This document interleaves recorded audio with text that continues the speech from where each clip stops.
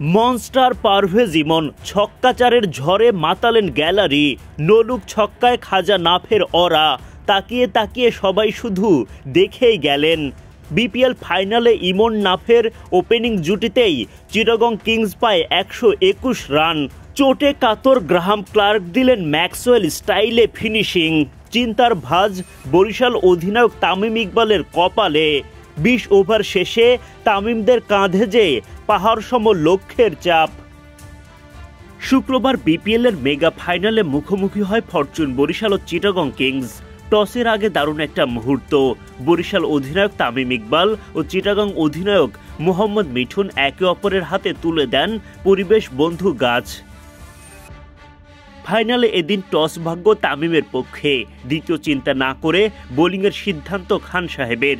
পারভেজ ইমন ও খাজা নাফে মিলে চিটাগংয়ের হয়ে শুরু করেন ইনিংস।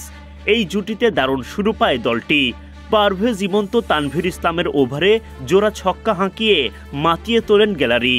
ইমন নাফের ব্যাটে 5 ওভার পার হওয়ার আগেই দলীয় 50 পার করে ফেলে চিটাগং।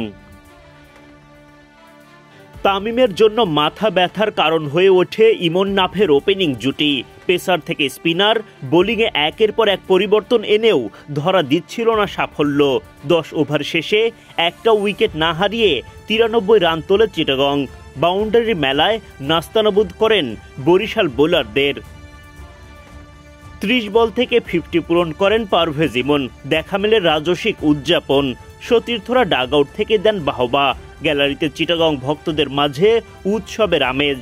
এরপর 37 বল থেকে 50 আদায় করেন নাফে।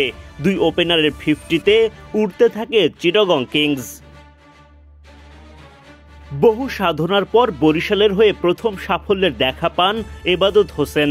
এবাদতের বলে নাফের ব্যাটের কানায় লেগে বল চলে যায় উইকেট কিপার মুশফিকুর রহিমের গ্লাভসে। 121 রানের ওপেনিং জুটি ভাঙে তাতে।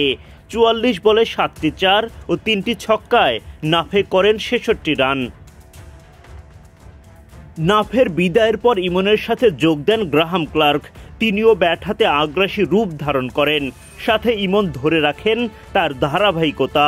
দুর্দান্ত ব্যাটিংয়ে বড় পুঁজির পথ খুঁজে পায় চিটাগং। শেষ পর্যন্ত 20 ওভার লড়াই করে বিশাল লক্ষ্য দিয়েই ইনিংস বিরতিতে যায় চিটাগং কিংস।